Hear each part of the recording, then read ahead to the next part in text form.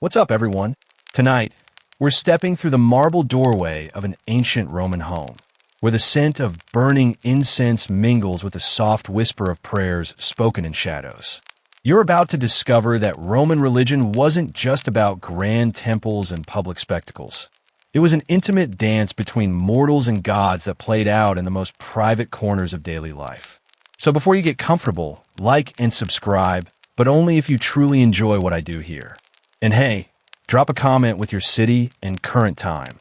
I love knowing where in the world you're joining me for these nocturnal journeys into the past. You probably wouldn't survive this world we're entering tonight. The Romans lived in a reality where every threshold harbored spirits, where your kitchen altar held more power than your local politician, and where forgetting to honor your household gods could literally doom your family. But don't worry, from the safety of your modern bed, you can experience all the mystery without any of the existential dread. Now, turn off the lights, maybe switch on a fan for that gentle background sound, and let's begin our journey tonight. You're standing in the atrium of a Roman domus, and immediately you notice something that would make any modern person pause. There, embedded in the floor near the entrance, is a small mosaic depicting a fierce dog with the words "Cave Canem," beware of the dog.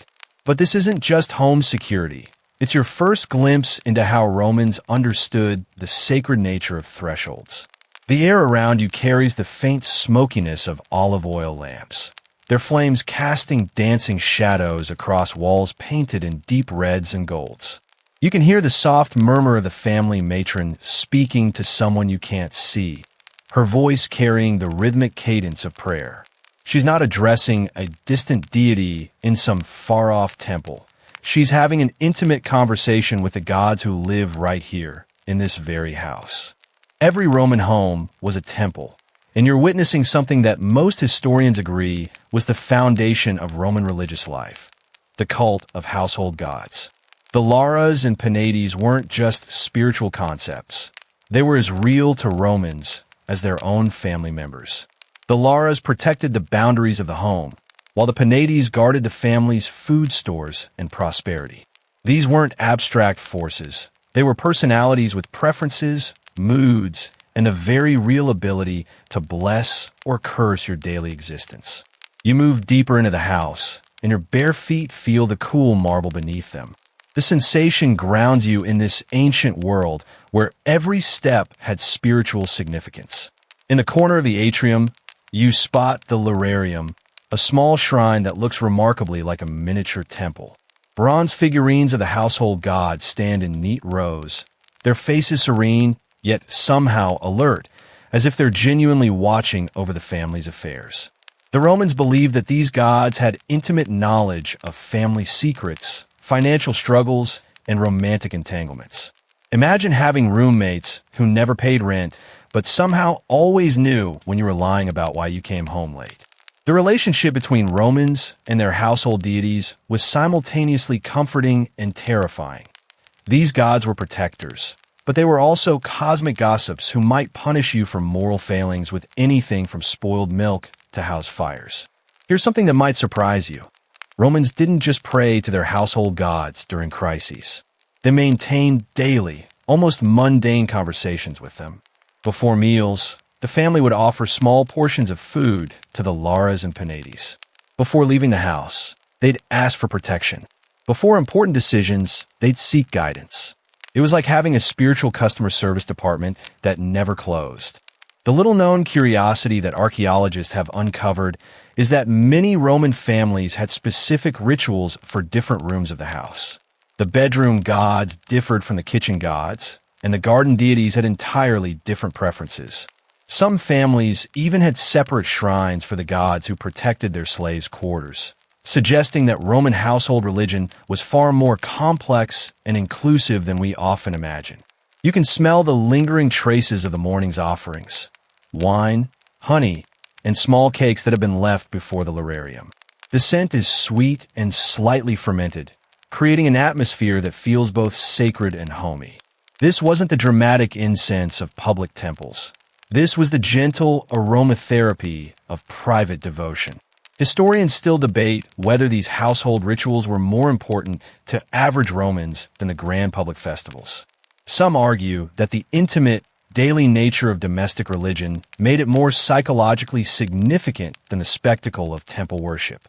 Others contend that public and private religious practices were so intertwined that separating them creates a false dichotomy. What's certain is that you're witnessing something profoundly human, the need to make the ordinary sacred. Romans transformed their homes into spaces where the mundane and the divine coexisted. Every meal became a communion, every departure a blessing, every return a celebration. The threshold you crossed when entering this house wasn't just a physical boundary. It was a spiritual portal where human life and divine presence intersected.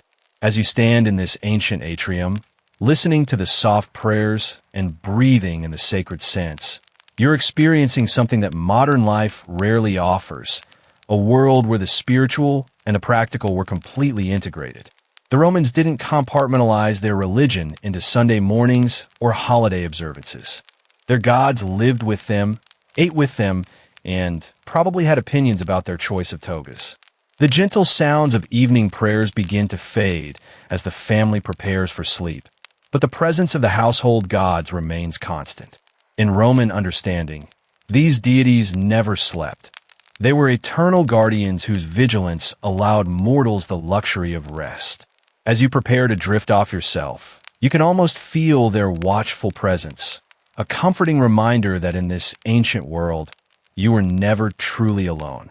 You're walking through the Roman Forum at dawn, but something feels different today. The usual bustle of merchants and politicians is replaced by an almost reverential silence. The air carries the scent of sacred fire, not the harsh smoke of ordinary flames, but something pure and eternal that seems to cleanse the very atmosphere around you. You're about to witness something that most Romans could only glimpse from a distance: the private world of the Vestal Virgins. The house of the Vestal Virgins rises before you like a sanctuary within a sanctuary. Its white marble columns catch the early morning light, creating shadows that dance across the courtyard where 6 women move with the fluid grace of those who've dedicated their lives to something greater than themselves. These aren't just priestesses. They're the living embodiment of Rome's most sacred flame, and their daily rituals are so intimate and mysterious that even emperors treated them with a mixture of reverence and nervous respect. You can hear the soft whisper of their feet against the marble as they begin their morning procession. Each Vestal Virgin wears a simple white stola, her hair arranged in an intricate style that took hours to create and symbolizes her unique position between the mortal and divine worlds. The sound of their synchronized breathing creates a rhythm that seems to match the eternal heartbeat of the sacred fire they tend. Here's what most people don't realize. Becoming a Vestal Virgin wasn't a career choice. It was more like being drafted by the gods themselves.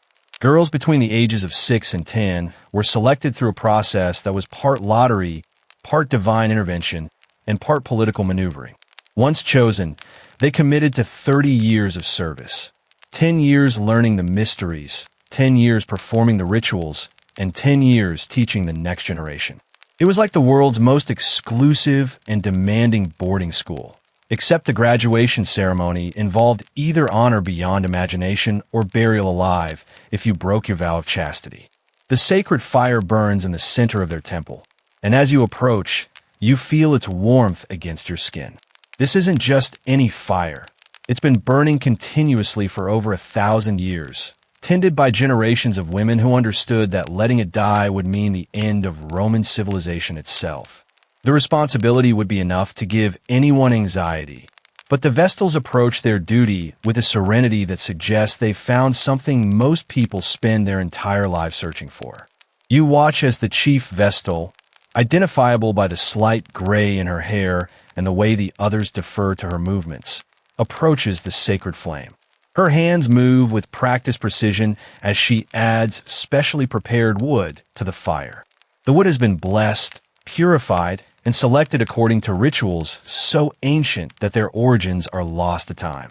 The flames respond to her touch, dancing higher with what almost seems like recognition. The little-known curiosity that archaeologists have discovered is that the Vestals maintain detailed records of their daily rituals. And these records reveal a level of intimacy with the divine that bordered on the personal. They didn't just tend the fire, they had conversations with it. They recorded its moods, its preferences, and even its apparent responses to different offerings. Some historians suggest that the Vestals developed a form of fire-based divination so sophisticated that it influenced major political decisions. The sound of water draws your attention to the corner of the courtyard where another Vestal is preparing the sacred water used in their rituals. This isn't tap water. It's collected from a specific spring according to procedures that would make modern pharmaceutical companies jealous. The water must be gathered at certain times by specific people, using vessels that have been consecrated through ceremonies that take days to complete. Watching her work, you realize that these women were part chemist, part theologian, and part performance artist. Historians still debate whether the Vestals' power came from their religious authority or their political influence. Some argue that their ability to grant pardons, witness wills, and influence legal proceedings made them the most powerful women in Rome. Others contend that their religious duties were so fundamental to Roman identity that political power was simply a natural extension of their spiritual role. What's certain is that you're witnessing something unprecedented in the ancient world. Women who wielded enormous influence precisely because they had removed themselves from the traditional female roles of wife and mother. The Vestals existed in a unique space where celibacy became a source of power rather than marginalization. They were married to Rome itself, and their dowry was the eternal flame that kept the city's spiritual heart beating. As you continue to observe, you notice the subtle ways the Vestals communicate with each other. A slight nod, a particular gesture, the way one woman adjusts her veil. It's like watching a dance performed in a language that only they understand. Their silence isn't empty. It's full of meaning, pregnant with secrets that they've sworn to protect with their lives. The morning light grows stronger, and you can see the intricate mosaics beneath your feet depicting scenes from Vestal history. Here's a woman saving Rome by preventing the sacred fire from dying during an earthquake. There's another being buried alive for breaking her vow of chastity. A reminder that the honor of being a Vestal came with consequences that would make modern HR departments faint. The scent of frankincense begins to fill the air as the Vestals prepare for their midday rituals. This isn't the commercial frankincense you might smell in a modern church. This is the good stuff, imported from Arabia at enormous expense and reserved for only the most sacred ceremonies. The smoke rises in perfect spirals, carrying with it the prayers and hopes of an entire civilization. As the sun reaches its zenith, the Vestals begin a ritual that few Romans ever witnessed, the renewal of the sacred fire. Using a bronze mirror to focus the sun's rays, they create new flame from the divine light itself. The process requires perfect timing, unwavering concentration, and a level of spiritual preparation that takes years to achieve. Watching them work, you understand why Romans believed these women had direct access to the gods. They were literally handling celestial fire. The gentle sounds of their movements, the soft crackling of the sacred flame, and the peaceful atmosphere of their sanctuary create a sense of timelessness. As you prepare to leave this sacred space, you carry with you the image of women who found ultimate freedom through ultimate devotion, who discovered that the greatest power sometimes comes from the most profound sacrifice. You're standing in the kitchen of a Roman villa, but this isn't the sterile, modern kitchen you might expect. The air is thick with the scent of roasting meat and something else, something metallic and primal that makes your skin prickle with recognition. You're about to discover that Roman kitchens weren't just places where food was prepared. They were intimate theaters where the living negotiated with the dead through rituals that would make your modern dinner parties seem downright boring. The stone floor beneath your feet is warm from the cooking fires, and you can feel the slight stickiness of spilled wine and olive oil that has been blessed and offered to ancestors who are very much present in this space. The kitchen slaves move around you with practiced efficiency, but their movements carry an extra layer of reverence. They're not just preparing a meal, they're orchestrating a conversation with the dead that's been ongoing for generations. In the corner, Almost hidden behind hanging herbs and copper pots, stands a small altar that most visitors would overlook. But you notice it because of the way everyone in the kitchen occasionally glances toward it, the way their voices drop to whispers when they pass nearby. This is where the real magic happens, where ordinary Roman families transformed their daily bread in a sacred communion with their ancestors. The altar itself is surprisingly modest, a simple stone platform stained dark with years of offerings. But the objects arranged on its surface tell a story of devotion that spans centuries. Small bronze figurines of deceased family members stand in neat rows, their faces worn smooth by countless touches. Clay cups hold wine that will never be drunk by living lips. And there, in the center, a small bronze knife whose purpose becomes clear when you watch the family matron approach with a young goat. Here's what your history teacher probably didn't tell you. Romans didn't just remember their ancestors, they fed them. Every significant meal included portions set aside for the dead, and not just symbolic crumbs. We're talking about substantial offerings that represented a significant portion of the family's food budget. It was like having dinner guests who never left, but always showed up hungry. The sound of the knife against the altar stone creates a rhythm that seems to resonate through the kitchen.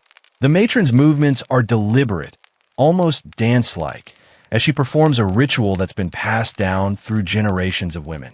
The goat's blood flows into carefully arranged channels carved into the altar surface, creating patterns that speak a language older than Latin. You can smell the copper scent of fresh blood mixing with the aromatic herbs that have been scattered around the altar. Rosemary, thyme, and myrtle create a bouquet that transforms the metallic reality of sacrifice into something that feels sacred rather than savage. The Romans understood that death, properly honored, becomes a doorway rather than an ending. The little-known curiosity that archaeologists have uncovered is that many Roman families maintained detailed records of their ancestors' food preferences. Great-grandmother Livia apparently had a weakness for honey cakes, while Uncle Marcus preferred his wine mixed with a specific type of spice. These weren't just family traditions. They were spiritual technologies designed to maintain relationships across the boundary between life and death. As the offering continues, you notice the kitchen slaves participating in ways that suggest this ritual transcends class boundaries. A young servant girl carefully arranges flowers around the altar, while an older cook whispers prayers in a dialect that predates Rome itself. The kitchen becomes a space where social hierarchies dissolve in the face of something more fundamental: the human need to believe that death isn't the end of relationship. Historians still debate whether these domestic blood offerings were more psychologically significant than the grand public sacrifices performed in temples. Some argue that the intimate, daily nature of kitchen rituals made them more emotionally powerful than the spectacle of state religion. Others contend that public and private sacrificial practices served entirely different functions and shouldn't be compared. What's certain is that you're witnessing something that challenges modern assumptions about Roman civilization. These weren't primitive people engaging in superstitious nonsense. They were sophisticated urbanites who understood that maintaining community requires including the dead in daily life. Their kitchen altars were communication devices, spiritual technologies that kept families connected across generations. The matron begins to distribute portions of the sacrificed goat, but not in the way you might expect. The first and best portions go to the ancestors, arranged on the altar with the same care you might use to serve honored guests. Only after the dead have been fed do the living take their shares. It's a reminder that in Roman understanding, the ancestors weren't just memories. They were the senior members of an extended family that happened to span multiple dimensions. As evening approaches, the kitchen fills with the sounds of a family preparing for their evening meal. But this isn't just dinner. It's a communion that includes participants both visible and invisible. The scent of roasted meat mingles with incense, creating an atmosphere that's simultaneously cozy and otherworldly. The gentle crackling of the cooking fires, the soft murmur of prayers, and the rhythmic chopping of vegetables create a symphony of domesticity that's been playing in Roman kitchens for centuries. You realize that these people lived in a world where the ordinary and the sacred weren't separate categories. They were different aspects of the same reality. As you prepare to leave this aromatic sanctuary, you carry with you the image of families who understood that love doesn't end with death, that relationships can transcend the physical world, and that sometimes the most profound spiritual experiences happen not in grand temples, but in the humble spaces where we nourish both body and soul. You're descending into the basement of a wealthy Roman's villa, and the air grows cooler with each step. The scent of burning herbs, not the pleasant cooking herbs from upstairs, but something darker, more mysterious, drifts up from the shadows below. Your fingers trail along the stone walls, feeling the carved symbols that seem to pulse with their own hidden meaning. You're about to enter a world that existed parallel to official Roman religion, the intimate realm of private oracles and divination chambers, where the future was bought and sold in whispered conversations with the divine. The chamber opens before you like a secret hidden in plain sight. Oil lamps flicker in carefully arranged patterns, their flames casting dancing shadows that seem to move independently of their light sources. The floor is covered with intricate mosaics depicting scenes of prophecy and revelation. But these aren't the sanitized, mythological images you'd find in a public temple. These are raw, visceral representations of humanity's desperate need to peek behind the curtain of fate.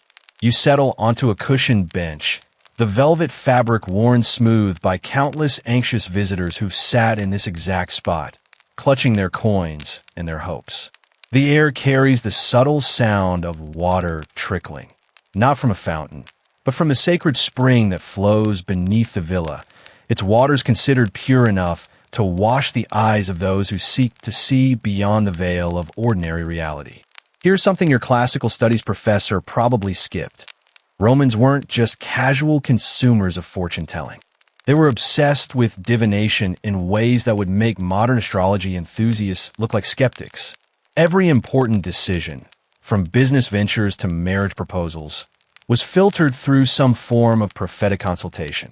It was like having a spiritual GPS system that constantly recalculated your route through fate. The oracle enters the chamber, and you immediately understand why people travel from across the empire to consult her. She's not the wild-haired, dramatic figure you might expect from Hollywood. Instead, she moves with the quiet confidence of someone who genuinely believes she can see things others cannot. Her simple gray robes seem to absorb light, making her appear almost translucent in the flickering lamplight. The ritual begins with a series of preparations that feel more like a medical procedure than a mystical experience. The oracle washes her hands in water from the sacred spring, the sound of splashing creating a rhythm that seems to slow your heartbeat. She arranges her divination tools with the precision of a surgeon. Polished bronze mirrors, carved bone dice, and a collection of stones that have been worn smooth by generations of prophetic handling. The little-known curiosity that archaeologists have discovered is that many wealthy Romans maintained permanent divination chambers in their homes, complete with resident oracles who were essentially spiritual consultants on the family payroll. These weren't traveling fortune tellers. They were live-in prophets who knew the family's history, understood their business concerns, and could provide customized predictions based on intimate knowledge of their clients' lives. You watch as the oracle begins her consultation with a client, a merchant whose worried expression suggests he's facing a decision that could make or break his fortune. She doesn't immediately launch in a prophecy. Instead, she begins with questions, her voice soft and hypnotic as she draws out details about his situation. This isn't cold reading. It's psychological archaeology, digging through layers of conscious and unconscious knowledge to find the truth that's already hidden in the client's mind.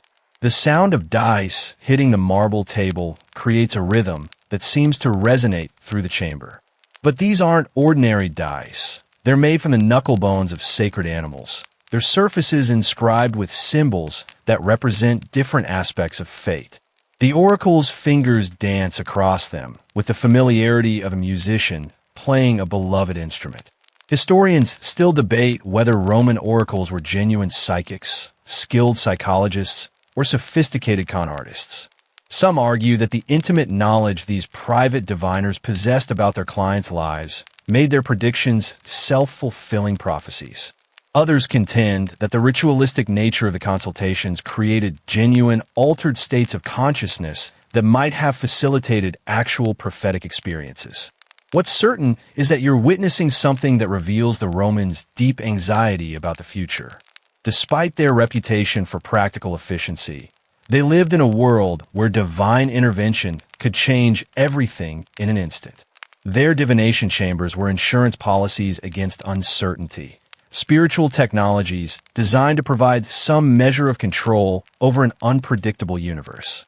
The oracle's voice rises and falls in a rhythm that seems to sync with your own breathing. Her predictions aren't delivered in cryptic riddles. They're surprisingly specific, addressing practical concerns about trade routes, political alliances, and family relationships. She speaks of opportunities that will arise in the coming months, of dangers to avoid, and of people who could be trusted or should be watched carefully. As the consultation continues, you notice the subtle ways the oracle responds to her client's reactions.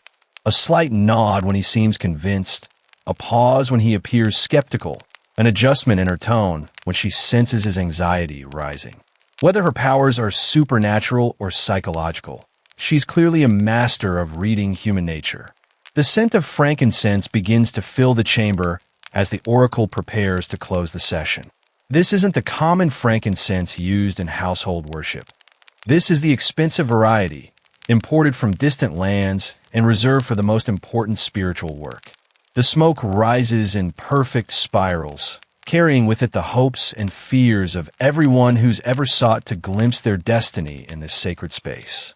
As the merchant leaves, his expression noticeably more relaxed than when he arrived, you realize that whether or not the oracle can actually see the future, she's provided something equally valuable.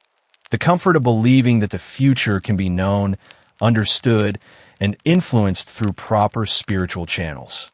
You're slipping through the moonlit streets of Rome, but tonight feels different, charged with an energy that makes your skin tingle with anticipation. The usual sounds of the city have faded to whispers, replaced by something else entirely. The soft rustle of women's robes moving through shadows, the gentle clink of sacred vessels, and the barely audible murmur of voices speaking words that men are forbidden to hear. You're about to witness the most scandalous religious ceremony in Roman history. The nocturnal rites of the Bonade, where Rome's most respectable matrons transformed into something wild, mysterious, and utterly dangerous to the patriarchal order. The house before you appears ordinary from the outside, but that's exactly the point. The Bonade ceremonies were hidden in plain sight, conducted in the homes of Rome's elite women while their husbands conveniently found urgent business elsewhere. You probably wouldn't survive the social scandal if you were caught here as a man. But lucky for you, tonight you're an invisible observer in a world where gender boundaries were both rigidly enforced and secretly subverted. You slip through the atrium, past the household shrines that seem to watch your passage with knowing silence. The air grows thick with the scent of wine. Not the watered-down vintage served at public banquets, but the good stuff, the pure, undiluted wine that Roman women were normally forbidden to touch. Tonight, prohibition becomes liberation, and you can hear the soft laughter of women discovering freedom in liquid form. The main hall has been transformed into something that would make conservative Roman senators break out in cold sweats. Rich tapestries depicting scenes of feminine power cover the walls, while garlands of ivy and myrtle, plants sacred to the goddess, create a canopy overhead. Oil lamps flicker in patterns that seem deliberately designed to create dancing shadows, transforming familiar domestic space into something primal and otherworldly. Here's what most Romans would never admit. The Bonadie festivals were essentially feminist consciousness-raising sessions disguised as religious ceremonies. While their husbands conducted business in the forum, Roman women gathered to honor a goddess who represented everything the patriarchal system suppressed: female autonomy, sexual agency, and the dangerous idea that women might have their own direct relationship with the divine. You watch as the matrons begin to arrive, and the transformation is remarkable. These are the same women who manage vast households with iron discipline, who navigate political intrigues with diplomatic skill, who raise future senators and generals with unwavering authority. But tonight, freed from the watchful eyes of men, they become something else entirely, participants in mysteries that connect them to powers older than Rome itself. The priestess conducting the ceremony is someone you recognize from public events, a consul's wife whose political connections are legendary. But here, stripped of her official social role, she moves with the fluid grace of someone channeling forces that exist outside human hierarchies. Her voice, when she begins the invocation, carries harmonics that seem to resonate through the very foundations of the house. The little-known curiosity that historians have pieced together from fragmentary accounts is that the Bona Dei ceremonies included elaborate theatrical performances where women acted out mythological scenes, but with the gender roles reversed. Men were portrayed as weak and foolish, while goddesses wielded absolute power. It was like ancient Rome's version of underground performance art, where social critique masqueraded as religious devotion. The sound of wine being poured creates a rhythm that punctuates the evening's activities. Cup after cup is filled and drained. But this isn't mere intoxication. It's sacramental consumption, a deliberate violation of social norms that becomes an act of spiritual rebellion. The women's laughter grows louder, more uninhibited, as they discover the intoxicating freedom of speaking truths normally silenced. You notice the subtle ways the ceremony challenges every assumption about Roman femininity. These women aren't passive vessels of male honor. They're active agents of their own spiritual destiny. They speak in languages they weren't supposed to learn, discuss topics they weren't supposed to understand, and worship a goddess who promises them things Roman society insists they cannot have. Historians still debate whether the Bona Dei festivals were genuine religious experiences or sophisticated forms of social resistance. Some argue that the ceremonies provided essential psychological outlets that actually strengthened the Roman family system by giving women a controlled space for rebellion. Others contend that these gatherings represented a genuine alternative spiritual tradition that challenged the foundations of Roman patriarchy. What's certain is that you're witnessing something that terrified Roman men precisely because it was so powerful. The scandal that erupted when Clodius Pulcher infiltrated these ceremonies in 62 BC wasn't just about religious violation. It was about the fear that women's mysteries might contain truths that could undermine male authority entirely.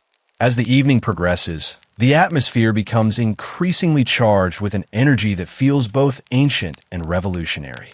The women begin to dance, their movements flowing like water, like flame, like forces of nature that refuse to be contained by social conventions. Their faces glow with something that transcends mere wine-induced euphoria. It's the radiance of people discovering their own divine nature. The gentle sounds of sisterhood fill the air. Soft conversations between women who found a space where they can speak without masks. Laughter that carries no apology, and songs that celebrate aspects of existence normally relegated to whispers and shadows. You realize that this isn't just a religious ceremony. It's a glimpse into what Roman women might have become if they'd been allowed to define themselves. You're standing at the threshold of a Roman bedroom, but this isn't just any sleeping chamber. The air shimmers with rose petals and honey, while silk curtains dyed in imperial purple create an intimate sanctuary where mortal desire meets divine intervention. You're about to witness something that would make modern wedding planners jealous. Roman fertility rituals that transform the marriage bed into a sacred altar where the future of families and empires was literally conceived. The room pulses with an energy that's both sensual and spiritual. Frescoes depicting fertile goddesses cover the walls, their painted eyes seeming to watch over the proceedings with maternal approval. The scent of burning myrrh mingles with the more earthy aromas of blessed oils and herbal preparations that have been used for centuries to encourage conception. You probably wouldn't survive the performance anxiety of knowing that gods, goddesses, and several generations of ancestors were all watching your most intimate moments. The marriage bed itself, is a masterpiece of spiritual engineering. Carved from sacred oak and inlaid with symbols of fertility, it's been blessed by priests, anointed with oils from distant temples, and positioned according to astronomical calculations that would impress modern astrologers. The mattress is stuffed with herbs chosen not just for comfort, but for their supposed ability to encourage pregnancy. Vervain for passion, artemisia for women's health, and pomegranate seeds for abundance. You settle into a corner where shadows provide cover, watching as the newlywed couple prepares for their first night together. But this isn't just about physical union. It's a carefully orchestrated ritual that involves more supernatural participants than a fantasy novel. The bride's mother and the groom's female relatives move through the chamber like a choreographed dance, arranging offerings and speaking prayers that have been passed down through generations of Roman matrons. Here's something that might surprise you. Roman fertility rituals were surprisingly scientific for their time.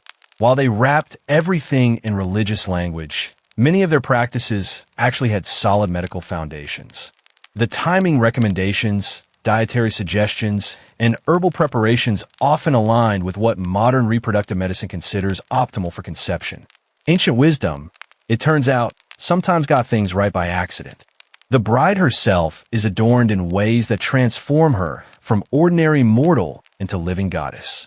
Her hair has been arranged in 6 braids, secured with a spear point that's been blessed in the temple of Juno. Her veil, the flammeum, glows orange-red in the lamplight, its color chosen to invoke the protective fires of the hearth. Around her waist, she wears a girdle tied in the knot of Hercules, a symbol so potent that only her new husband is permitted to untie it. The sound of gentle prayers fills the air as various goddesses are invoked to bless the union. Juno Lucina is asked to ease childbirth, Venus to inspire passion, and Diana to protect women's health. But the prayers aren't just asking for divine favor. They're creating a spiritual atmosphere where conception becomes not just possible, but inevitable. The Romans understood that fertility involves mind, body, and spirit working in harmony. The little-known curiosity that archaeologists have uncovered is that Roman couples often kept detailed records of their fertility rituals, noting which combinations of prayers, offerings, and timing seemed most effective. Some families maintained what were essentially fertility databases, tracking success rates across generations and adjusting their practices based on empirical results. It was like ancient Rome's version of a fertility app. As the evening progresses, you witness rituals that blend practical advice with spiritual mystery. The couple shares a special wedding cake made with flour, salt, and water, simple ingredients that represent the basic elements of life. They drink wine from a shared cup while family members scatter nuts and dried fruits around the bed, creating a circle of abundance that's meant to transfer its fertility to the new marriage. The gentle lighting in the room comes from oil lamps filled with oil that's been blessed in 7 different temples. The flames cast dancing shadows that seem to bring the frescoed goddesses to life, creating an atmosphere where the boundary between human and divine becomes beautifully blurred. The couple isn't just making love. They're participating in a cosmic act of creation that connects them to forces larger than themselves. Historians still debate whether Roman fertility rituals were more about psychological preparation or genuine spiritual intervention. Some argue that the elaborate ceremonies created positive mental states that actually improve conception rates. Others contend that the ritualistic nature of Roman sexuality provided a framework for understanding reproduction that was both emotionally satisfying and surprisingly effective.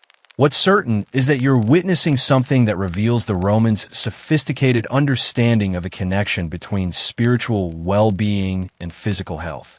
Their fertility rituals weren't just superstitious practices. They were holistic approaches to reproduction that addressed emotional, psychological, and spiritual factors alongside the purely physical. As the night deepens, the sounds of the ceremony grow softer, more intimate. The prayers become whispers, the movements more gentle, the atmosphere increasingly sacred. You realize that Roman couples didn't just hope for children. They created sacred spaces where new life could emerge from the union of human love and divine blessing. You're entering the atrium of a Roman villa during the dead of night, but the darkness isn't empty. It's alive with whispered conversations between the living and the dead. The air carries the scent of beeswax and ancient wood, while shadows dance across walls lined with something that would make modern Halloween decorators weep with envy. An entire gallery of death masks, their hollow eyes watching your every move. You're about to witness how Romans turned grief into an art form, transforming the finality of death into an ongoing family reunion that never really ended. The wax faces stare down at you from their niches, each one a perfect replica of someone who once walked these same marble floors. These aren't just memorial portraits, they're spiritual technology designed to keep the dead present in daily life. The craftsmanship is so precise you can see every wrinkle, every scar, every detail that made each person unique. You probably wouldn't survive the uncanny valley effect of dining with dozens of deceased relatives watching you chew. But Romans found this comforting rather than creepy. The sound of soft footsteps echoes through the atrium as the current family patriarch approaches the ancestral gallery. His movements are deliberate, reverent, as he begins what you realize is a nightly ritual that's been performed in this house for generations. He's not just remembering the dead. He's actively conversing with them, seeking their advice on everything from business decisions to family disputes. The process begins with the lighting of small oil lamps arranged beneath each mask. As the flames flicker to life, the wax faces seem to gain animation, their features shifting and dancing in the warm light. The patriarch speaks to each ancestor by name, updating them on family news, asking for guidance, sometimes even arguing with their remembered opinions. It's like a board meeting where half the participants happen to be deceased. Here's something that might blow your mind. Roman death masks weren't just artistic representations. They were created through a process that involved taking impressions directly from the faces of the recently deceased. This meant that every line, every expression was captured with photographic accuracy. Imagine having a family portrait gallery where everyone was literally immortalized at the moment of their death, frozen in wax for eternity. The conversation tonight focuses on a complex business arrangement that requires the wisdom of multiple generations. The patriarch addresses his great-grandfather, a legendary trader whose mask bears the weathered features of someone who'd sailed every corner of the Mediterranean. He speaks to his father, whose young death in battle left unfinished business that still affects family decisions. Each mask represents not just a person, but a repository of knowledge, experience, and guidance that death hasn't silenced. The little-known curiosity that archaeologists have discovered is that many Roman families created elaborate genealogical charts that connected their death masks to specific areas of expertise. Uncle Marcus might be consulted for military matters, while Great-Aunt Claudia was the go-to ancestor for questions about property law. It was like having a supernatural consulting firm where the advisors never retired and never charged fees. As the patriarch continues his ancestral conference, you notice the subtle ways he interprets responses from the silent masks. A flicker of lamplight becomes a nod of approval. A shadow that shifts across a wax face suggests disagreement. The creaking of old wood transforms into whispered advice. Whether these communications are real or imagined, they provide a framework for decision-making that connects individual choices to family tradition. The sound of wine being poured draws your attention to a small altar where offerings are being prepared.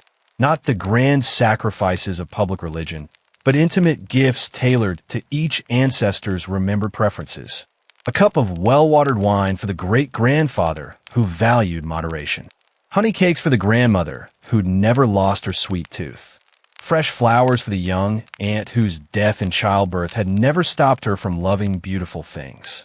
Historians still debate whether Roman ancestor worship was primarily about maintaining family identity or genuine belief in continued consciousness after death. Some argue that the death mask rituals served as psychological tools for preserving cultural values across generations. Others contend that Romans genuinely believe their ancestors remained active participants in family life, capable of providing real guidance and protection. What's certain is that you're witnessing something that challenges modern assumptions about death and memory. These Romans didn't see death as an ending. They saw it as a career change. The ancestors had simply moved from active family members to advisory positions, their influence undiminished by their lack of physical presence. The gentle sounds of the evening ritual create an atmosphere that's surprisingly peaceful despite its macabre elements.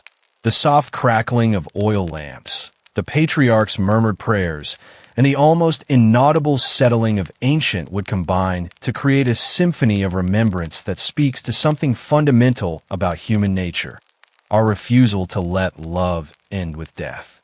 As the conversation with the ancestors concludes, the patriarch carefully extinguishes each lamp in a specific order, speaking words of gratitude and farewell.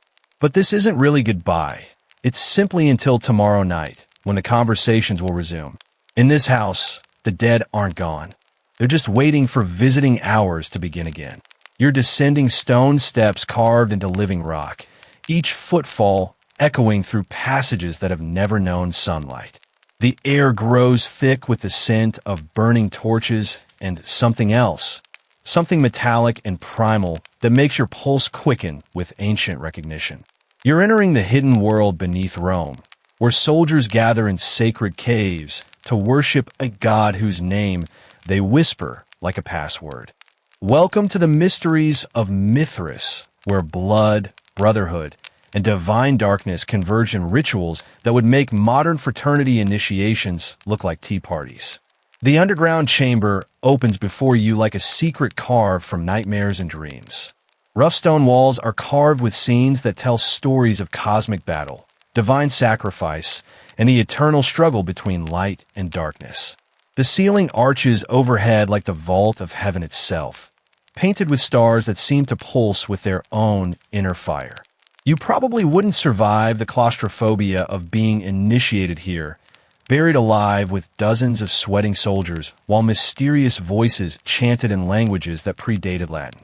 The sound of water dripping creates a rhythm that seems to sync with your heartbeat as you settle into a carved niche where shadows provide cover. The chamber is narrow, intimate, designed to hold perhaps 40 men at most. This isn't a grand temple. It's a spiritual bunker where Rome's most hardened warriors came to confront mysteries that made battlefield courage seem like child's play. The soldiers begin to file in, their faces illuminated by torchlight that transforms familiar features into something otherworldly.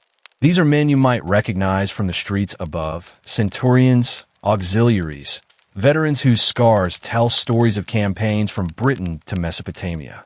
But here, in this sacred darkness, military rank means nothing.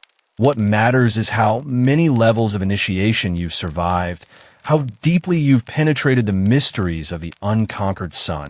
Here's something that might shock you. Mithraism was essentially ancient Rome's version of a mystery religion that combined elements we'd recognize today as both religious ceremony and extreme team-building exercise. The 7 levels of initiation involved ordeals that tested not just physical courage, but psychological endurance. Imagine Navy SEAL training combined with a theology degree and a healthy dose of hallucinogenic religious experience. The central altar dominates the chamber, carved from a single block of stone and stained dark with generations of offerings. Above it hangs the sacred relief that gives the religion its power. Mithras slaying the cosmic bull, his cape flowing behind him like the night sky itself. The god's face is turned away, creating an air of mystery that suggests some truths are too powerful to be looked upon directly. The ritual begins with the extinguishing of all torches except one, plunging the chamber into a darkness so complete you can feel it pressing against your skin like velvet. The single flame casts dancing shadows that transform the carved walls into a living theater where mythological scenes seem to move and breathe. The initiate's breathing creates a rhythm that sounds like ocean waves, like the heartbeat of the earth itself. The little-known curiosity that archaeologists have uncovered is that Mithraic temples were precisely oriented to astronomical phenomena. The timing of ceremonies corresponded to specific planetary alignments, and the architecture was designed to amplify acoustic effects that made whispered words carry supernatural resonance. These soldiers weren't just performing religious rituals. They were conducting sophisticated experiments in consciousness manipulation. As the ceremony progresses, you witness something that challenges every assumption about Roman military culture. These hardened warriors, men who faced death in countless battles, weep openly as they confront the cosmic drama being enacted before them. The slaying of the bull isn't just a mythological story. It's a psychological mirror that reflects their own struggles with violence, sacrifice, and the terrible beauty of endings that enable new beginnings. The sound of wine being poured creates a counterpoint to the whispered prayers as communion begins. But this isn't ordinary wine. It's been blessed according to formulas that transform it into the blood of the cosmic bull, the life force that flows through all creation. The soldiers drink deeply, their faces transformed by an ecstasy that has nothing to do with intoxication and everything to do with touching something infinite. Historians still debate whether Mithraism was primarily a military religion or a broader mystery cult that simply appealed to soldiers. Some argue that the religion's emphasis on loyalty, hierarchy, and cosmic struggle made it particularly attractive to military minds. Others contend that Mithraic practices addressed universal human needs for meaning and transcendence that cut across all social boundaries. What's certain is that you're witnessing something that reveals the spiritual hunger that existed beneath Rome's militaristic exterior. These soldiers weren't just fighting for empire. They were seeking redemption, transformation, and connection to forces larger than themselves. Their underground temples were laboratories of the soul, where the brutality of war was transmuted into the gold of spiritual understanding. As the ceremony reaches its climax, the chamber fills with sounds that seem to come from the earth itself. Chanting that resonates through stone, the scrape of bronze against bronze, and something that might be the cosmic bull breathing its last breath. In this sacred darkness, time becomes meaningless, boundaries dissolve, and mortal soldiers touch the infinite mystery that lies at the heart of existence. You're kneeling beside a moonlit fountain in the heart of Rome, but you're not here for a romantic midnight rendezvous. Your fingers trace the cold surface of a thin lead tablet as you prepare to engage in something far more dangerous than love, magical warfare. The air carries the scent of burnt offerings and bitter herbs, while the gentle splash of water masks the whispered incantations that could destroy an enemy's life, love, or sanity. Welcome to the underground world of Roman curse tablets, where personal vendettas became supernatural weapons and revenge was served ice cold with a side of divine intervention. The tablet in your hands feels heavier than its physical weight suggests, as if it's already absorbing the malevolent energy you're about to inscribe upon its surface. Lead was chosen not just for its durability, but for its association with Saturn, the god of limitations, delays, and cosmic justice with a cruel sense of humor.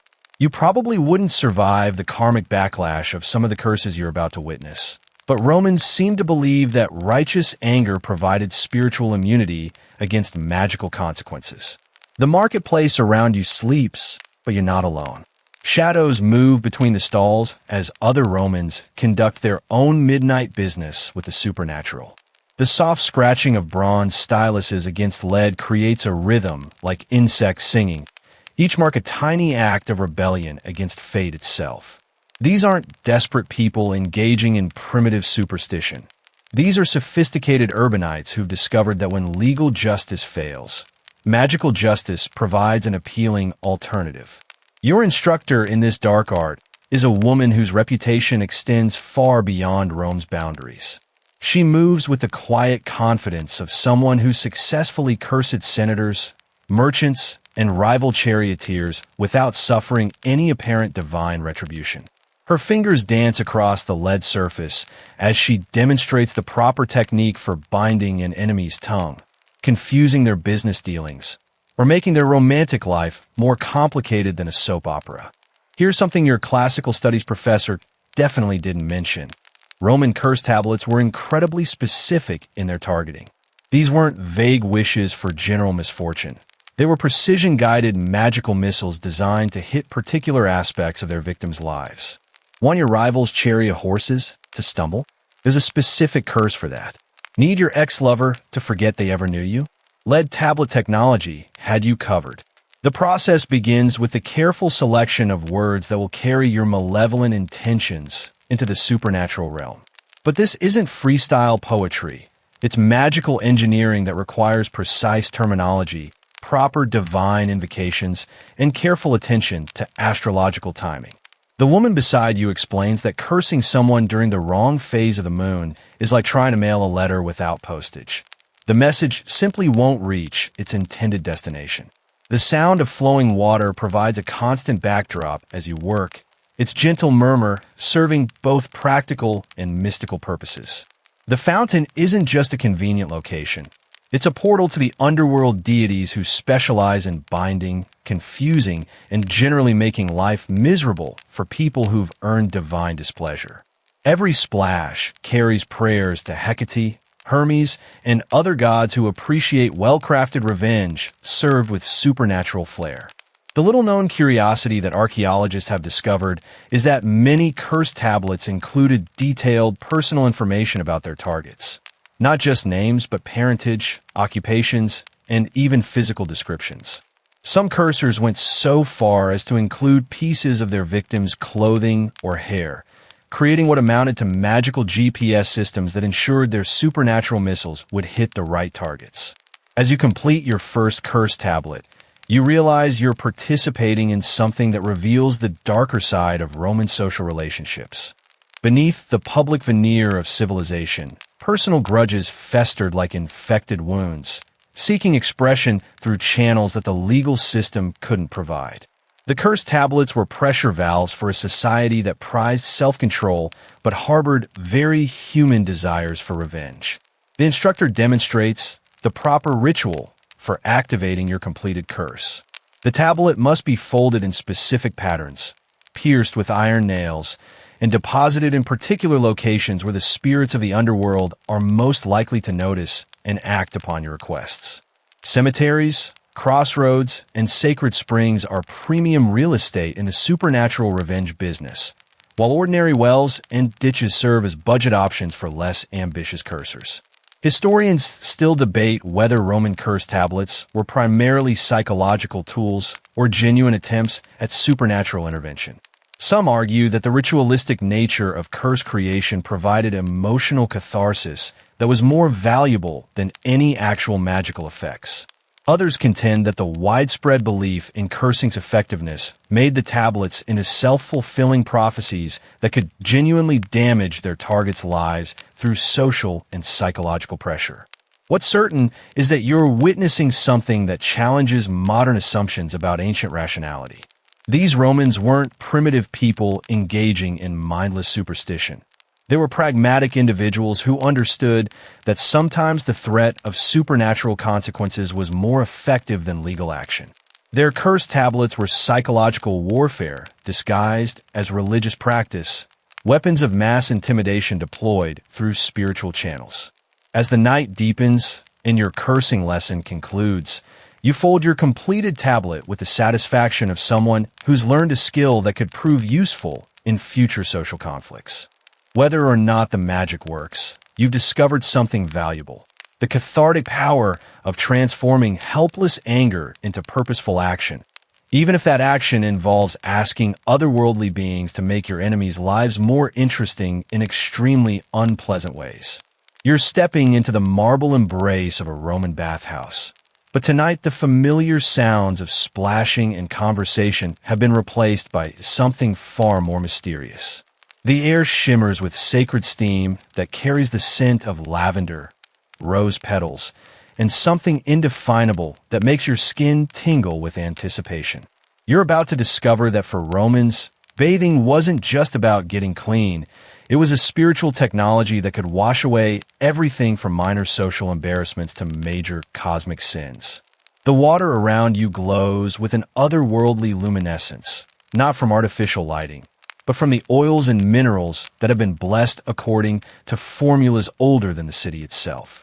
Each drop has been infused with prayers, charged with intentions, and transformed from mere H2O into liquid redemption. You probably wouldn't survive the spiritual intensity of a full Roman purification ritual.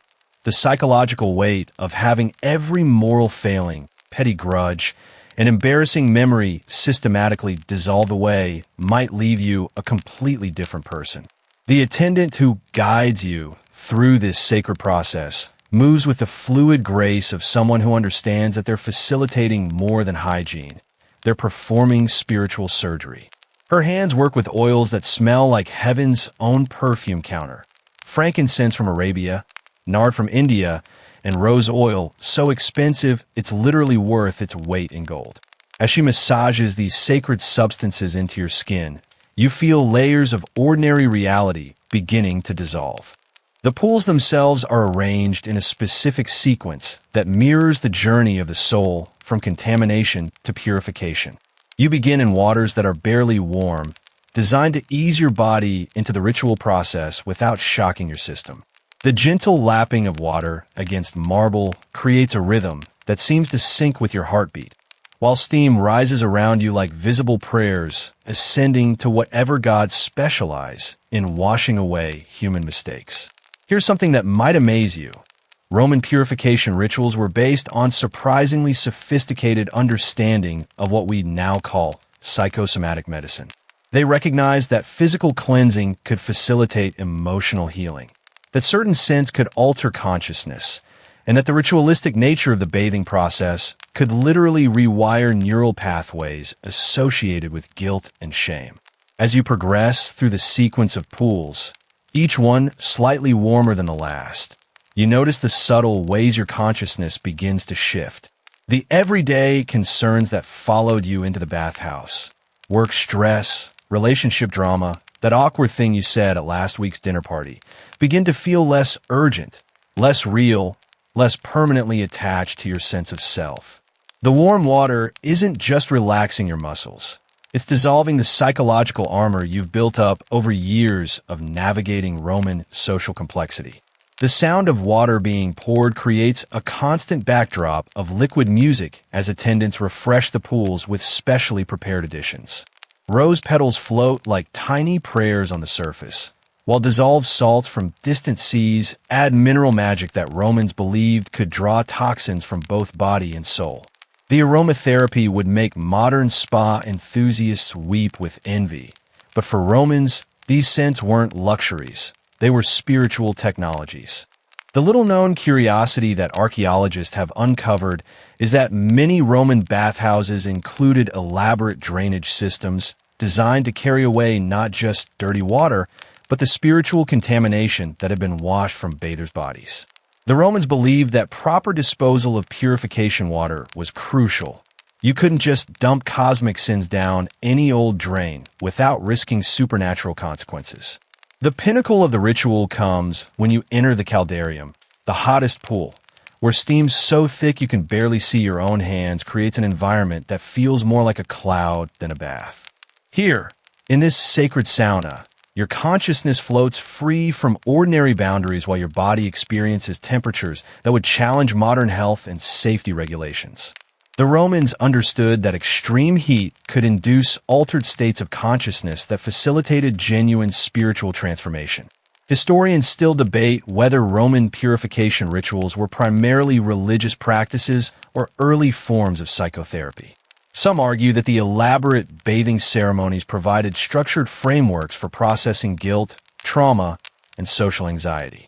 Others contend that the ritualistic nature of the purification process created genuine mystical experiences that connected bathers to divine healing energies.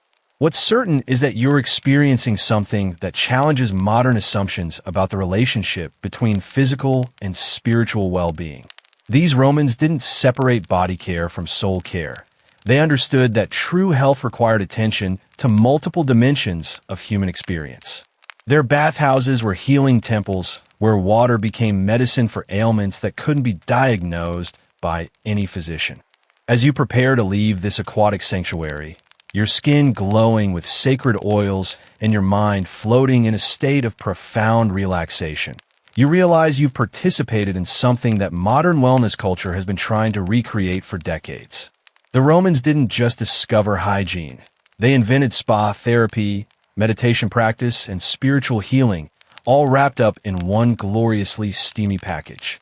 You're stepping into the marble embrace of a Roman bathhouse. But tonight, the familiar sounds of splashing and conversation have been replaced by something far more mysterious. The air shimmers with sacred steam that carries the scent of lavender, rose petals, and something indefinable that makes your skin tingle with anticipation. You're about to discover that for Romans, bathing wasn't just about getting clean.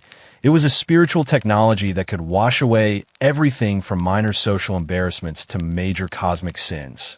The water around you glows with an otherworldly luminescence, not from artificial lighting, but from the oils and minerals that have been blessed according to formulas older than the city itself.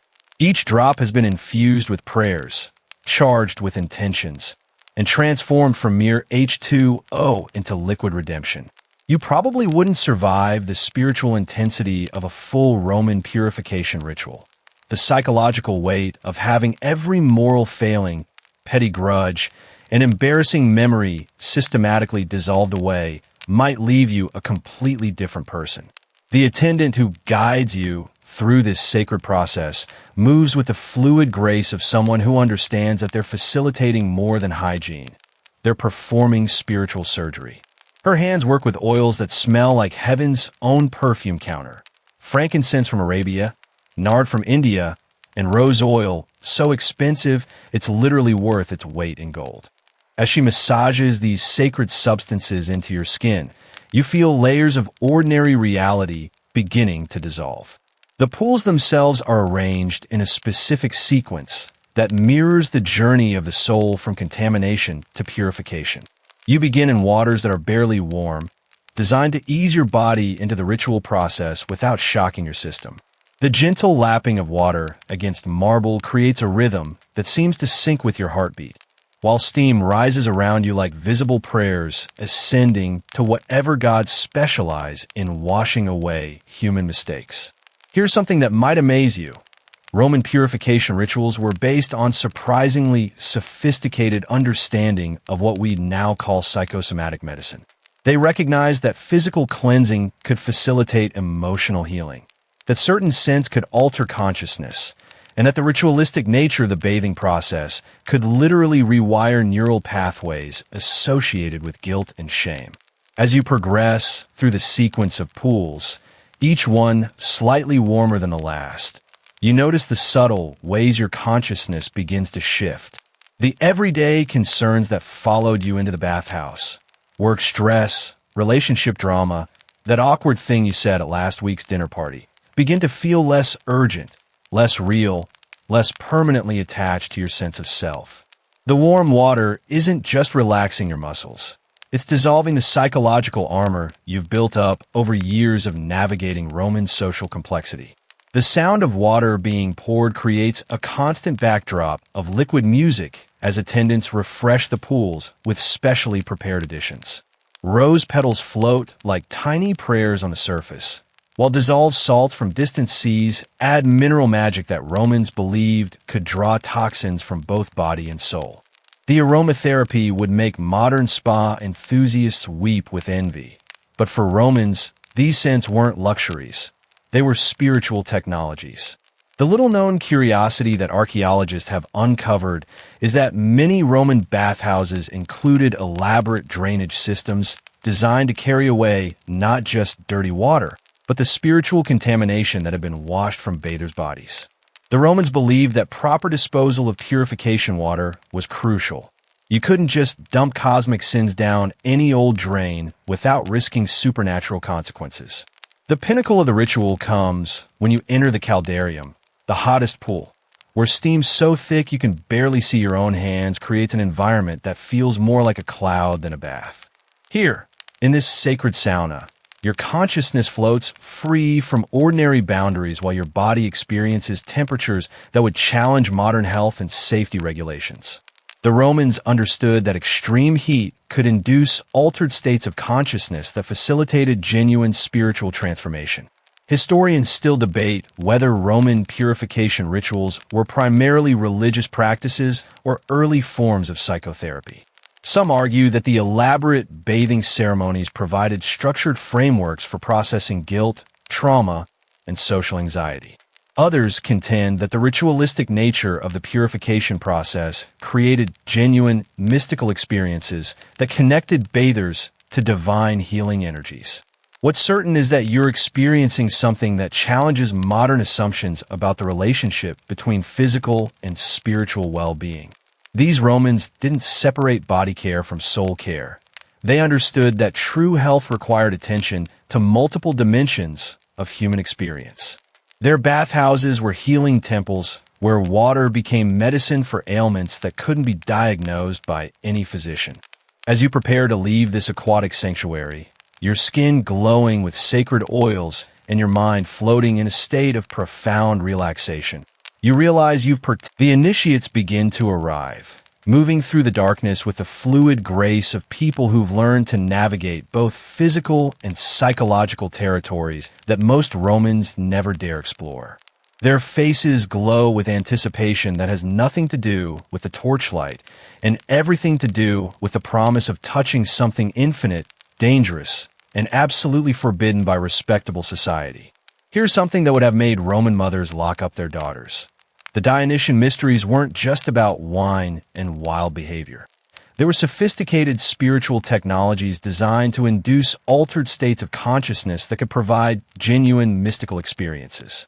The Romans officially banned these rites not because they were fake, but because they were terrifyingly real and threatened to undermine the psychological foundations of imperial authority. The ceremony begins with the ritual preparation of wine that bears little resemblance to the watered-down stuff served at respectable dinner parties. This is the pure essence of the grape, blessed according to formulas that transform it from mere alcohol into liquid divinity. The sound of wine being poured creates a rhythm that seems to sync with the drum beats, while the aroma rises like visible prayers to a god who appreciates enthusiasm more than propriety. As the wine begins to work its magic, you watch the transformation that made conservative Romans wake up in cold sweats. Respected matrons become wild dancers, dignified merchants speak in tongues, and everyone discovers aspects of themselves that daylight society insists don't exist. The grove fills with laughter that sounds like pure joy mixed with cosmic rebellion, the kind of sound that makes authority figures very, very nervous. The little-known curiosity that historians have pieced together from surviving accounts is that the Dionysian rites included elaborate theatrical performances where participants acted out mythological scenes with such intensity that the boundaries between actor and character completely dissolved. Some initiates emerged from these performances claiming to have actually become gods, goddesses, or mythological creatures during the ritual, a psychological transformation that lasted for hours or even days. The dancing reaches a crescendo that would make modern raves look like library study sessions. Bodies move with inhuman fluidity. Faces glow with ecstasy that transcends mere physical pleasure, and voices blend in harmonies that seem to channel forces older than civilization itself. This isn't entertainment. It's controlled chaos designed to shatter the ego boundaries that keep humans trapped in limited versions of themselves. Historians still debate whether the Dionysian mysteries were genuine religious experiences or elaborate excuses for wealthy Romans to engage in behavior they couldn't justify any other way. Some argue that the ritualistic framework provided safe spaces for exploring psychological territories that rigid social hierarchies normally suppressed. Others contend that the mystery religions offered authentic spiritual alternatives to the increasingly politicized state cults. What's certain is that you're witnessing something that reveals the spiritual hunger that existed beneath Rome's civilized surface. These people weren't just rebelling against social norms. They were seeking transformation, transcendence, and connection to divine forces that promised liberation from the psychological prisons of ordinary existence. As dawn approaches and the rites begin to wind down, the grove slowly returns to something resembling normal reality. But the participants carry with them something that will never fit back into conventional Roman life. The memory of touching infinite possibility, of discovering that the boundaries between human and divine are far more permeable than respectable society admits. You're climbing the marble steps of a Roman healing temple, but your approach feels different tonight. Each footfall echoes with the desperate hopes of thousands who've made this same pilgrimage, seeking miracles that conventional medicine couldn't provide. The air shimmers with incense, so thick you can taste its sacred sweetness, while the gentle sound of flowing water promises purification for ailments that exist somewhere between body and soul. You're about to discover that Roman medicine wasn't just about herbs and surgery. It was about negotiating with divine forces who held the ultimate patents on human health. The temple complex spreads before you like a spiritual hospital designed by architects who understood that healing requires more than medical intervention. Colonnaded courtyards create spaces where patients can commune with gods who specialize in everything from headaches to heartbreak, while sacred pools reflect starlight that Romans believed carried curative properties straight from celestial pharmacies. You probably wouldn't survive the culture shock of a healthcare system where your doctor might prescribe both herbal remedies and ritual sacrifices with equal confidence. The sound of prayers blends with the moans of the afflicted, creating a symphony that would make modern medical ethicists reach for their stress medication. But there's something oddly comforting about the honesty of it all. These Romans didn't pretend that illness was merely a mechanical malfunction. They understood that disease often involved spiritual dimensions that required supernatural intervention alongside practical treatment. Your guide through this sacred medical maze is a priest-physician whose knowledge spans both divine mysteries and anatomical realities. His hands work with oils that smell like heaven's own medicine cabinet, while he explains treatment protocols that would make modern integrative medicine practitioners weep with recognition. Every remedy begins with prayer, continues with practical intervention, and concludes with offerings designed to maintain divine favor for future health crises. Here's something that might amaze you. Roman healing temples maintained detailed medical records that documented not just symptoms and treatments, but the spiritual and emotional factors that physicians believe contributed to illness. These ancient case studies reveal a sophisticated understanding of what we now call psychosomatic medicine. The recognition that mind, body, and spirit function as an integrated system that requires holistic treatment approaches. The treatment chamber you enter pulses with an energy that feels both clinical and mystical. Marble tables arranged according to sacred geometry provide surfaces where patients receive therapies that blend cutting-edge Roman medical knowledge with ritual practices designed to engage divine healing forces. The scent of burning herbs mingles with the metallic tang of surgical instruments, creating an atmosphere that bridges the gap between temple and hospital. You watch as a patient receives treatment for chronic pain that conventional medicine has failed to address. The priest-physician begins with diagnostic prayers designed to identify spiritual factors that might be contributing to physical symptoms. His questions probe not just medical history, but moral conflicts, family relationships, and religious obligations that could be manifesting as bodily ailments. The little-known curiosity that archaeologists have uncovered is that many Roman healing temples included elaborate dream chambers where patients slept on sacred beds while priests interpreted their nocturnal visions for diagnostic clues. These temple sleep clinics recognize that dreams often contain symbolic representations of illness causes and potential cures, a practice that anticipated modern research into the relationship between sleep patterns and healing processes. The actual treatment combines elements that would be equally at home in a modern medical facility and a spiritual retreat center. Herbal preparations, based on centuries of empirical observation, are administered alongside ritual purifications designed to address karmic factors that might be blocking recovery. Physical manipulation techniques that anticipate modern chiropractic and massage therapy are performed while invoking gods who specialize in musculoskeletal complaints. Historians still debate whether Roman temple medicine was primarily religious practice or genuine healthcare delivery. Some argue that the ritualistic elements provided placebo effects that could facilitate real healing through psychological mechanisms. Others contend that the spiritual framework offered therapeutic benefits that purely mechanistic medicine often fails to provide. What's certain is that you're witnessing something that challenges modern assumptions about the relationship between medicine and spirituality. These Romans didn't separate physical healing from spiritual wellness. They understood that true health required attention to multiple dimensions of human experience that conventional medicine often ignores. As the treatment session concludes, you notice the subtle ways the temple environment facilitates recovery. The acoustics are designed to promote relaxation. The lighting creates atmospheres that encourage both rest and hope, and the overall spatial organization flows in patterns that unconsciously guide patients through healing journeys that address emotional and spiritual needs alongside physical symptoms. You're standing at the threshold of the most private space in the known world, the imperial bedchamber, where mortal flesh houses divine spirit, and every whispered prayer could reshape the fate of an empire. The air thrums with power, so tangible you can feel it pressing against your skin like silk heavy with secrets, while the scent of sacred oils mingles with something indefinable that makes your pulse quicken with recognition of absolute authority.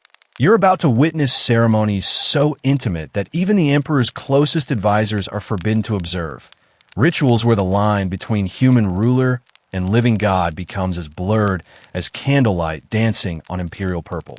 The chamber itself defies every assumption about Roman practicality.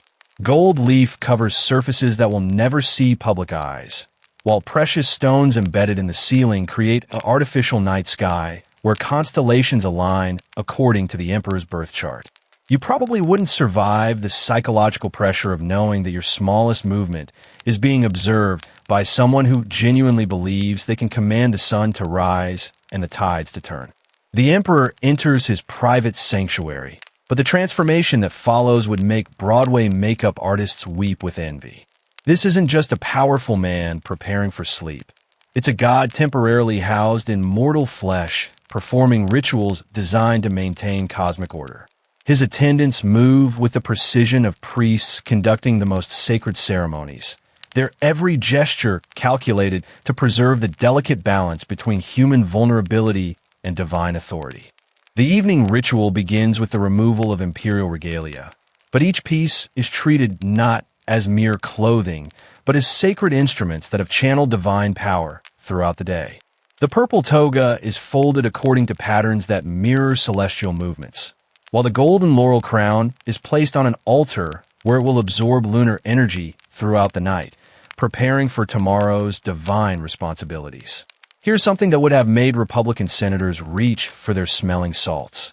Roman emperors didn't just wear crowns. They underwent nightly transformation ceremonies designed to maintain their connection to divine sources of authority. The imperial bedchamber functioned as a spiritual recharging station where mortal exhaustion was replaced with supernatural energy through rituals that combined Egyptian mystery religion with Roman efficiency. The sound of water being poured creates a rhythm that seems to sync with the emperor's breathing as attendants prepare the sacred bath that will cleanse away the day's accumulated human limitations. This isn't ordinary water. It's been collected from 7 sacred springs, blessed by priests from multiple religious traditions, and infused with oils that cost more than most Romans earn in a lifetime. As the emperor settles into waters that shimmer with otherworldly properties, you witness something that challenges every assumption about absolute power. Despite commanding legions and ruling territories that span continents, he participates in rituals that acknowledge his dependence on forces larger than himself. The man who can execute senators with a gesture whispers prayers to gods whose favor he cannot command. The little-known curiosity that court historians carefully documented is that many emperors maintained detailed dream journals where they recorded nocturnal visions that influenced imperial policy. These royal sleep diaries reveal that major military campaigns, legal reforms, and diplomatic initiatives often originated in symbolic dreams that emperors interpreted as divine guidance for ruling the civilized world. The bedchamber fills with incense, so expensive it represents the annual tax revenue of entire provinces. Its smoke carrying prayers to deities who specialize in maintaining the cosmic order that keeps empires stable. The scent creates an atmosphere that transforms the sleeping space into a temple, where the emperor's dreams become communications with divine forces that guide imperial destiny. You watch as the evening's most sacred ritual unfolds. The emperor's consultation with his personal oracle, a figure so secretive that even palace historians aren't allowed to record her identity. She enters through hidden passages, speaks in languages that predate Latin, and provides guidance that will influence decisions affecting millions of lives across the Mediterranean world. Historians still debate whether imperial bedroom ceremonies were primarily political theater or genuine religious practices. Some argue that the ritualistic elements provided psychological frameworks that helped emperors cope with the impossible pressures of absolute authority. Others contend that the divine transformation rituals created authentic, altered states of consciousness that facilitated genuine spiritual experiences. What's certain is that you're witnessing something that reveals the psychological complexity of wielding ultimate power. These emperors weren't just political leaders. They were spiritual intermediaries who understood that maintaining empire required constant negotiation with forces that existed beyond human comprehension. As the emperor prepares for sleep on a bed that's been positioned according to astronomical calculations and blessed according to formulas that ensure divine protection throughout the night, you realize you've observed something profound. The loneliness of absolute power, the weight of divine responsibility, and the human need for spiritual connection that transcends even imperial authority. You're awakening to the gentle pre-dawn sounds of a Roman household preparing for Saturnalia. But this isn't just another festival on the religious calendar. The air vibrates with anticipation so thick you can taste it, like honey mixed with revolution, sweetened with the promise that for the next 7 days, the entire social order will flip upside down like a cosmic pancake. You're about to witness how Romans transformed the darkest time of year into a celebration that would make modern holiday parties look like board meetings conducted by particularly conservative accountants. The villa around you hums with activity that defies every rule of proper Roman hierarchy. Slaves wear their masters' finest togas while wealthy patricians serve dinner with exaggerated humility. Children command their parents with gleeful authority, and senators take orders from their gardeners. You probably wouldn't survive the social vertigo of a world where everything you thought you knew about Roman dignity gets tossed out the window along with conventional table manners. The scent of roasting meat mingles with something sweeter. The aroma of honey cakes shaped like tiny gifts, their golden surfaces dusted with spices that have traveled from the edges of the known world. Pine boughs hang from every doorway, their resinous fragrance creating an atmosphere that's both festive and mysteriously sacred, as if the house itself has been transformed into a living temple to winter's promise of renewal. Your morning begins with the traditional role reversal that made conservative Romans develop seasonal anxiety disorders. The family patriarch, normally the undisputed authority figure, kneels before his youngest slave and asks permission to eat breakfast. The slave, trying not to giggle, solemnly grants the request while wearing a crown of holly that transforms him from human property into temporary king of this topsy-turvy realm. Here's something that would have made year-round social climbers weep with envy. During Saturnalia, Romans believed that social roles were not just suspended, but actively reversed by divine decree. The festival wasn't just about having fun. It was about acknowledging that human hierarchies were temporary constructs that could be dissolved and reformed according to cosmic rhythms that operated beyond human control. The morning gift exchange begins with a ceremony that combines Christmas morning excitement with religious ritual. Sigillaria, small clay figurines representing family members, friends, and household gods, are distributed with the solemnity of sacred objects. These aren't just toys. They're spiritual technologies designed to strengthen social bonds and ensure prosperity for the coming year through sympathetic magic that operates on principles modern psychology would recognize as surprisingly sophisticated. The sound of laughter fills the villa as traditional Saturnalia games begin. But these aren't ordinary entertainment. They're carefully structured activities designed to release social tensions that have accumulated throughout the year. Master and slave compete as equals in dice games where the stakes involve everything from household chores to temporary authority over family decisions. The little-known curiosity that historians have pieced together from surviving accounts is that many Roman families maintained detailed Saturnalia traditions that were passed down through generations like sacred heirlooms. These included specific menus that had to be prepared in exact sequence, games that required particular participants, and gift-giving protocols that ensured every household member received recognition regardless of their normal social status. As the day progresses, you witness the transformation of ordinary domestic space into something that feels both familiar and otherworldly. The dining room becomes a theater where social comedy is performed with religious seriousness. The kitchen transforms into a democracy where cooking decisions are made by committee rather than hierarchy. Even the garden seems to participate, its winter bare branches decorated with ribbons that flutter like prayers in the cold air. The evening feast approaches with anticipation that builds like a crescendo in a symphony written by gods who appreciate good food and better company. Tables groan under the weight of delicacies that represent months of preparation. Stuffed dormice for the adventurous, honeyed wine for the traditionalists, and exotic fruits that have traveled further than most Romans will in their entire lifetimes. Historians still debate whether Saturnalia served primarily as social pressure valve or genuine religious observance. Some argue that the temporary reversal of social roles provided controlled outlets for class tensions that might otherwise explode into revolution. Others contend that the festival represented authentic spiritual traditions that connected Romans to agricultural cycles and cosmic rhythms that transcended political considerations. What's certain is that you're experiencing something that reveals the Romans' sophisticated understanding of community psychology.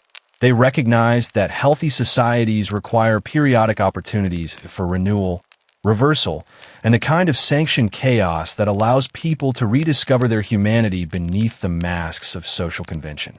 As the winter afternoon light fades and oil lamps begin to flicker throughout the villa, you realize you've witnessed something profound, a civilization that understood that the best traditions are those that temporarily dissolve themselves, allowing space for joy, equality, and the kind of revolutionary love that makes ordinary life worth living.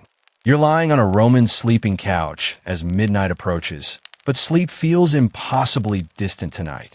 The air shimmers with frankincense, so pure it seems to carry messages from distant realms, while silk curtains dyed in deep purples create a cocoon that separates you from ordinary reality. You're about to enter the mysterious world of Roman dream interpretation, where the boundary between sleeping and waking becomes as fluid as wine poured into water, and where your unconscious mind transforms into a divine communication device that would make modern therapists abandon their day jobs entirely. The bedchamber around you has been prepared according to rituals that transform ordinary sleep into sacred consultation. Rose petals scattered across the mattress aren't just decorative. They're spiritual technology designed to encourage prophetic dreams. The pillow beneath your head contains herbs that have been blessed by priests who understand that the unconscious mind requires proper preparation to receive divine transmissions clearly. Your dream interpreter sits beside the couch, her presence as calming as warm honey mixed with moonlight. She's not just a hired consultant. She's a spiritual archaeologist who specializes in excavating meaning from the symbolic landscapes that emerge when consciousness dissolves into sleep. Her hands work with oils that smell like liquid starlight while she explains the sacred protocols that will transform your dreams into actionable wisdom. The process begins with purification rituals that would make modern spa enthusiasts weep with recognition. Your feet are washed in water infused with lavender and sacred mint, while your temples are anointed with oils that have been charged under specific lunar configurations. You probably wouldn't survive the intensity of knowing that gods were literally programming your subconscious mind to deliver customized prophecies through symbolic dream narratives. Here's something that might amaze you. Romans didn't just interpret dreams after the fact. They actively cultivated specific types of prophetic sleep experiences through elaborate bedtime rituals.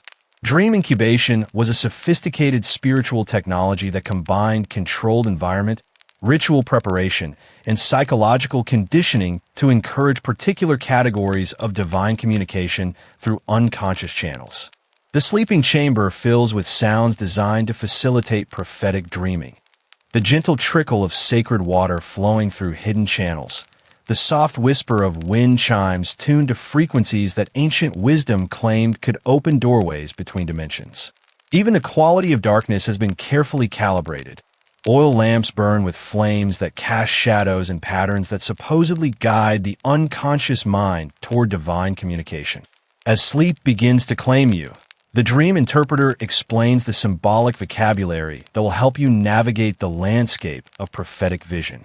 Animals represent different aspects of fate, while architectural elements symbolize psychological structures that influence future possibilities.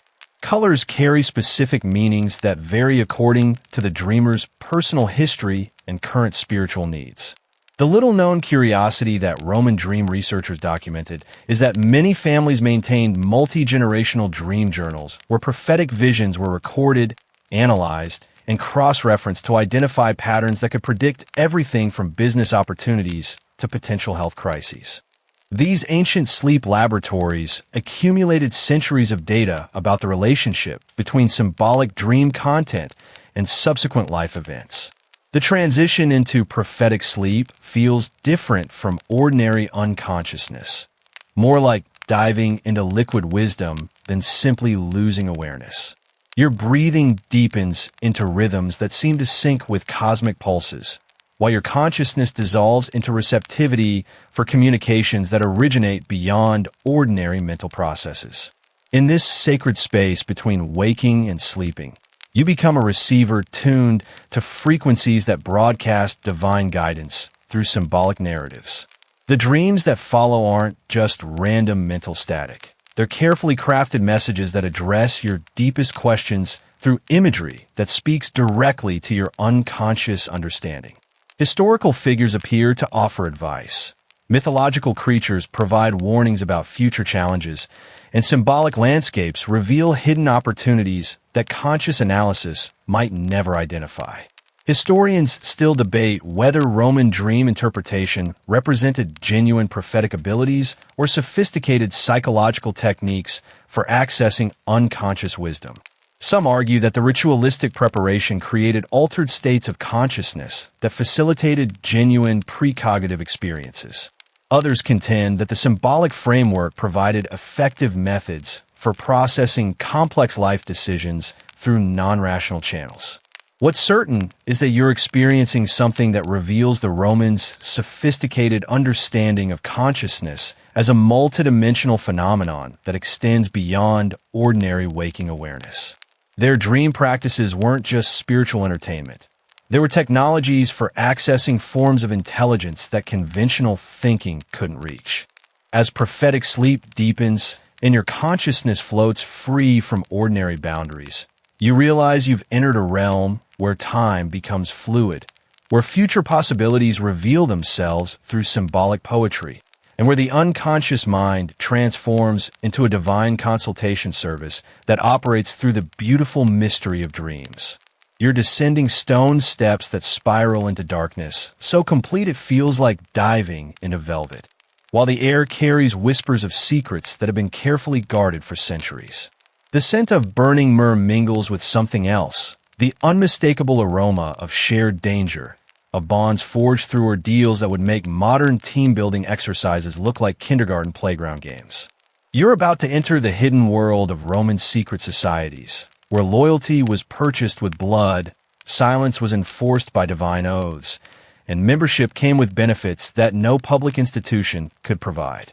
The underground chamber emerges from the shadows like a carefully crafted fever dream.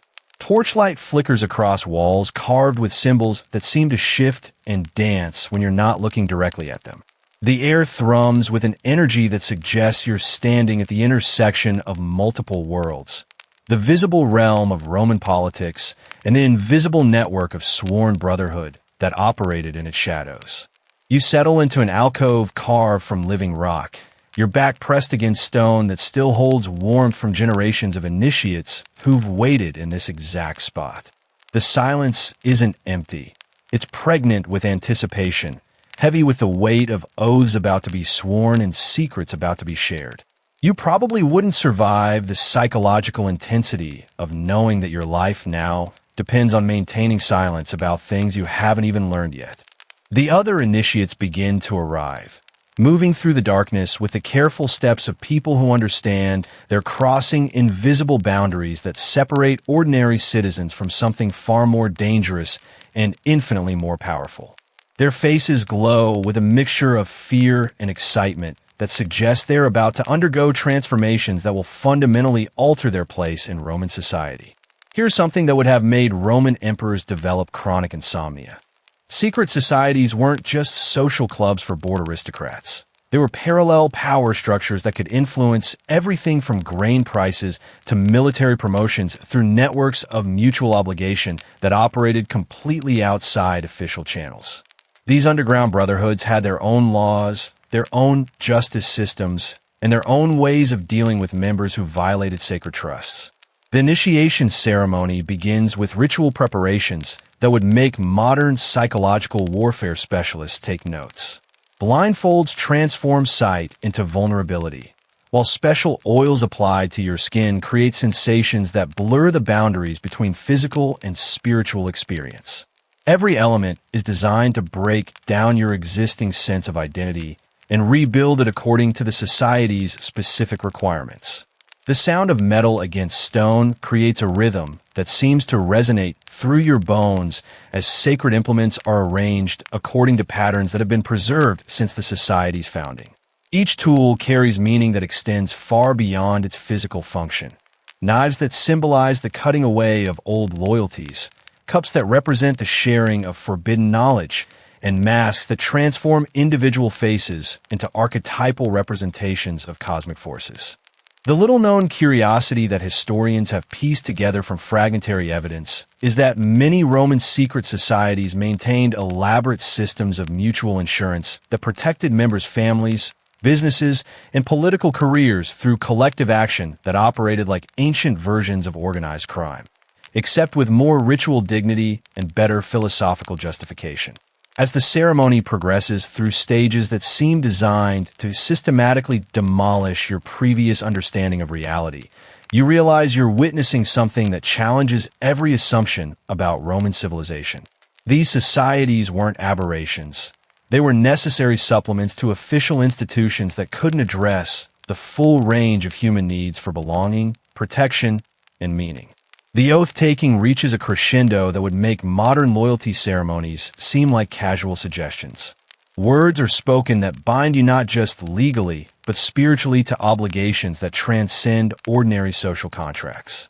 The language itself carries power that transforms mere promises into sacred bonds that will influence every subsequent decision you make. Historians still debate whether Roman secret societies served primarily as social networks or genuine religious communities. Some argue that the ritualistic elements provided psychological frameworks for developing trust relationships that couldn't be achieved through conventional social interaction. Others contend that these underground groups preserved authentic mystery traditions that connected members to spiritual realities that official religion had abandoned. What's certain is that you're experiencing something that reveals the hidden architecture of Roman power, the invisible networks of sworn loyalty that operated beneath the visible structures of law and politics. These societies weren't just about shared secrets. They were about shared souls, collective identities that transcended individual existence. As the ceremony concludes, and you emerge into a world that looks the same but feels fundamentally different, you carry with you something that will never fit back into ordinary Roman life. The knowledge that beneath the surface of civilization runs a deeper current of human connection, loyalty, and shared purpose that operates according to laws older than the empire itself. You're moving through the shadows of Rome in the hours before dawn, but tonight feels different, charged with a quiet revolution that will ultimately reshape the known world. The air carries the soft murmur of prayers spoken in languages that mix Hebrew, Greek, and something entirely new, while the scent of shared bread mingles with the faint aroma of olive oil that's been blessed according to rituals that would make traditional Roman priests scratch their heads in confusion. You're about to witness the birth of something that will outlast all the emperors, outlive all the legions, and transform the intimate spiritual practices you've observed tonight into the foundation of an entirely new world. The house before you appears ordinary from the outside, just another Roman villa in a city full of them. But inside, something unprecedented is happening. The traditional household shrines stand empty while new symbols appear on walls. Fish drawn in charcoal, crosses carved into door frames, and words written in Greek that speak of love, sacrifice, and radical transformation. You probably wouldn't survive the cognitive dissonance of watching the most powerful empire in history being quietly dismantled by people armed only with stories about a carpenter for Palestine. The gathering begins in the pre-dawn darkness, and immediately you notice how different this feels from every other religious ceremony you've witnessed. There are no elaborate temples, no expensive offerings, no complex hierarchies of priests and priestesses. Just ordinary people, slaves and senators, merchants and mothers, sitting together in circles that ignore every social boundary Roman society has spent centuries perfecting. The ritual bread is passed from hand to hand, but this isn't the symbolic communion with distant gods that characterized traditional Roman religion. This is something intimate, immediate, revolutionary. The belief that divine love has become as accessible as shared food, as close as the person sitting beside you. The wine that follows carries stories of sacrifice that transform suffering into redemption through mechanisms that philosophers will spend centuries trying to understand. Here's something that would have made Roman authorities develop ulcers. Early Christianity wasn't just another mystery religion competing for market share in the spiritual marketplace. It was a systematic deconstruction of the very concepts that held Roman civilization together. The idea that all humans possessed equal divine worth, regardless of social status, was essentially spiritual dynamite planted at the foundation of imperial hierarchy. The prayers you hear tonight sound different from anything that's echoed through Roman temples for 1,000 years. Instead of elaborate negotiations with capricious deities who required constant appeasement, these are conversations with a divine presence that's characterized primarily by unconditional love. The psychological implications would revolutionize human consciousness. Guilt transformed into forgiveness, fear replaced by grace, isolation healed through community.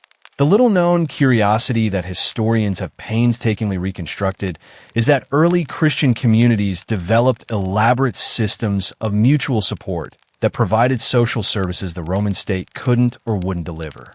These underground networks fed the poor, cared for the sick, and protected the vulnerable through organizational structures that anticipated modern social welfare systems by more than a millennium. As the ceremony progresses, you witness something that challenges every assumption about power, authority, and human nature.